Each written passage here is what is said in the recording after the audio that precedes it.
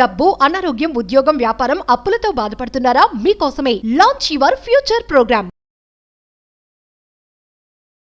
నమస్తే, welcome back to our channel. నేను మీ సంజయ్. మన సబ్స్క్రైబర్స్ చాలామంది కామెంట్స్ చేస్తున్నారు.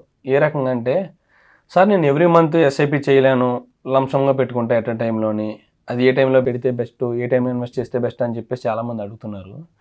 దాని గురించి మాట్లాడడానికి మన ముందున్నారు mutual funds distributor PS Chandrashekar garu. ఆయనతో మాట్లాడి కొన్ని విషయాలు తెలుసుకుందాం. నమస్కారం సార్. నమస్తే సార్, నన్ను ఒక వ్యక్తి అడుగుతున్నారు సార్, అంటే మన వీడియోస్కి ఓవరాల్గా కామెంట్స్ చేస్తున్నారు. ఆయన ఏంటంటే, దీని మీద ఒక వీడియో చేయండి సార్, నేను ఎస్ఐపి చేయను మంత్లీ, నా దగ్గర ఒక 10 లక్షలు ఉన్నాయి, నేను లంసం పెట్టాలనుకుంటున్నా, అది ఏ టైంలో పెడితే బెస్ట్, మార్కెట్ ఎలాంటి పరిస్థితుల్లో ఉన్నప్పుడు పెడితే బెస్ట్ అని చెప్పేసి ఆయన అడుగుతున్నారు. దీని మీద ఒక వీడియో చెప్పి దీనికి సమాధానం. సంజయ్ గారు, ఇప్పుడు మ్యూచువల్ ఫండ్స్లో ఇన్వెస్ట్ చేయడానికి మనం టైం చేయడానికి లేదు. Do not time the market అంటారు. మ్యూచువల్ ఫండ్స్ ఇన్వెస్ట్మెంట్ ఏంటంటే లాంగ్ టర్మ్ స్ట్రాటజీ, అంటే లాంగ్ టర్మ్గా ఇన్వెస్ట్ చేసుకోవాలి. ఫర్ ఎగ్జాంపుల్, ఒక కస్టమర్ ఎవరైనా వాళ్ళ దగ్గర 10 లక్షలు ఉంది, నేను ఇన్వెస్ట్ చేయాలి అనుకున్నప్పుడు, దాన్ని ఇప్పుడు మార్కెట్ ప్రజెంట్ సినారియో చూస్తే మార్కెట్ కొంచెం వాలటైల్గా ఉంది. మార్కెట్ వాలటైల్గా ఉంది అన్నప్పుడు ఒకేసారి అంత అమౌంట్ వేసే బదులు ఒక 10 లక్షల్లో ఒక 20-30% లంసం వేసుకుని మిగతా అమౌంట్ వితిన్ 1 year 1.5 yearలో సిప్ అనేది ప్లాన్ చేసుకోవాలండి. ఓకే, సో ఏదైతే మనం ఈ లంసమ్ అమౌంట్ 20%-30% లంసమ్గా ఒక ప్లాన్ సెలెక్ట్ చేసుకుని ఇన్వెస్ట్ చేస్తామో, దాంట్లోనే మనం సిప్ కూడా యాడ్ చేసుకుంటాం. అంటే మిగతా అమౌంట్ ఏదైతే 70% అమౌంట్ ఉందో దాన్ని మనం మంత్లీ సిప్ కింద యాడ్ చేస్తూ ఒక 1 year 1.5 yearకి పెట్టుకుని వెళ్తే ఆ మార్కెట్ వాలటాలిటీని బీట్ చేస్తుంది సార్. సో ఈ మ్యూచువల్ ఫండ్స్ అనేది ఎప్పుడూ టైమింగ్ చేయకూడదు.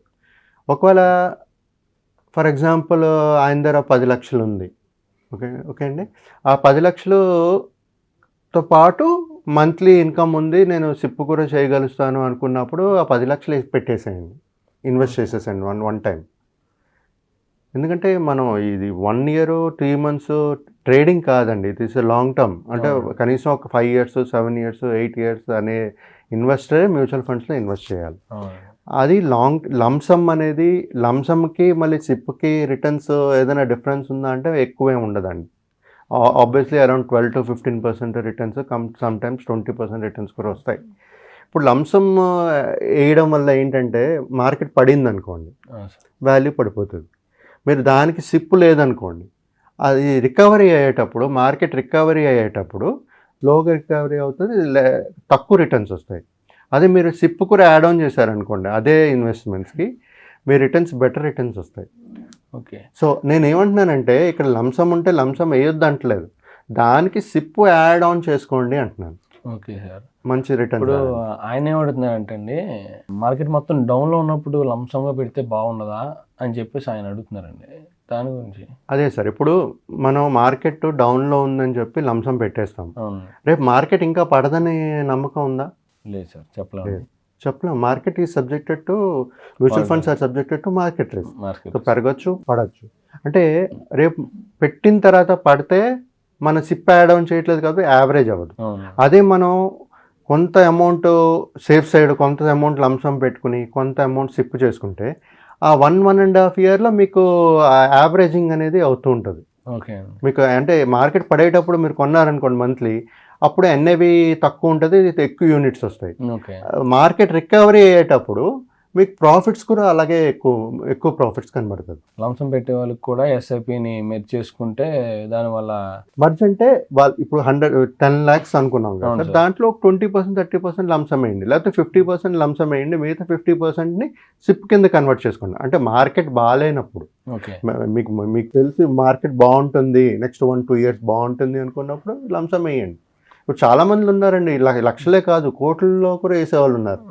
మరి అంత డబ్బులు వాళ్ళు బ్యాంకులో పెట్టుకుని కూర్చోలేరు కదా, వేసుకోవాలి. వాళ్ళకి డబ్బులు అవసరం లేదు, 15 సంవత్సరాలు 10-15 సంవత్సరాలు డబ్బులు అవసరం లేనప్పుడు లంసమ్ ఇన్వెస్ట్ చేసుకోవాలి. 30% లంసమ్ అన్నారు కదా, ఒకవేళ లంసమ్ పెట్టాలనుకుంటే 30% ఇలా పెట్టి ఎస్ఐపి చేయమన్నారు కదా మీరు. ఆ 30% లంసమ్ ఏ టైప్ ఆఫ్ సెక్టర్లో పెడితే మంచిది అంటారు?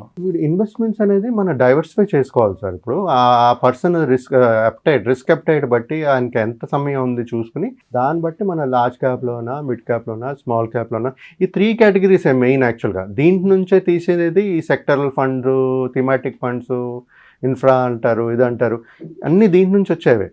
సో మనం బేసికల్గా అంటే అది ఎందుకు ఆ ఫండ్స్ వస్తున్నాయి అంటే నెక్స్ట్ 3 years 4 years ఈ సెక్టర్ బాగుంటుంది అనే ఒక ఉద్దేశంతో ఫోకస్ దాని మీద పెట్టి కొత్త ఫండ్స్ తీసుకుని వస్తున్నారు. బట్ జనరల్గా చెప్పాలంటే ఈ లార్జ్, మిడ్, స్మాల్ క్యాప్ కేటగిరీస్లోనే ఉండేవన్నీ. ఓకే. సో నేను చెప్పేది ఏంటంటే లార్జ్, మిడ్, స్మాల్ డైవర్సిఫై చేసుకోండి. థిమాటిక్ ఫండ్స్కి ఎప్పుడు వెళ్ళాలంటే ఎప్పుడైనా market next 2-3 years short term అన్నమాట, అది 3-4 years 5 years షార్ట్ టర్మ్. ఆ ఇయర్లో ఇది బాగా చేస్తుంది అనుకున్నప్పుడు దాంట్లో ఇన్వెస్ట్ చేసుకోవాలి సార్.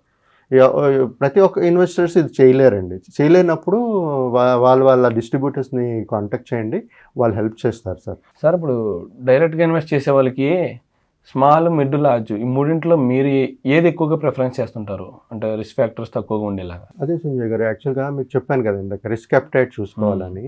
ఇప్పుడు ఒక 25 years ఇన్వెస్ట్ చేయాలనుకోండి, వాళ్ళకి టైం ఎక్కువ ఉంటుంది, వాళ్ళు ఎక్కువ రిస్క్ తీసుకోగలుగుతారు. అలాంటి వాళ్ళు మిడ్, స్మాల్ క్యాప్కి వెళ్ళచ్చు. ఓకే. లార్జ్ క్యాప్లో అలాగని చెప్పి లార్జ్ క్యాప్లో రిస్క్ లేదని కాదు, లార్జ్ క్యాప్లో కూడా రిస్క్ ఉంది. కాకపోతే ఏ కంపెనీస్ పర్ఫామ్ చేస్తాయి, లార్జ్ క్యాపా, మిడ్ క్యాపా, స్మాల్ క్యాపా అనేది మనం అనలైజ్ చేసుకుని ఆ బేస్ మీద మనం ఇన్వెస్ట్ చేస్తుండాలి సార్. ఇప్పుడు యంగ్ ఇన్వెస్టర్ అనుకోండి, నేను మిడ్, స్మాల్కి చెప్తాను, సజెస్ట్ చేస్తాను. అదే కొంతమంది ఆల్రెడీ సక్సెస్ఫుల్ అయిన కంపెనీస్ నేను దాంట్లోనే చేయాలనుకున్నప్పుడు large cap companies sir. Thank you very much sir. Thank you Sanjay గారు, థ్యాంక్ యూ.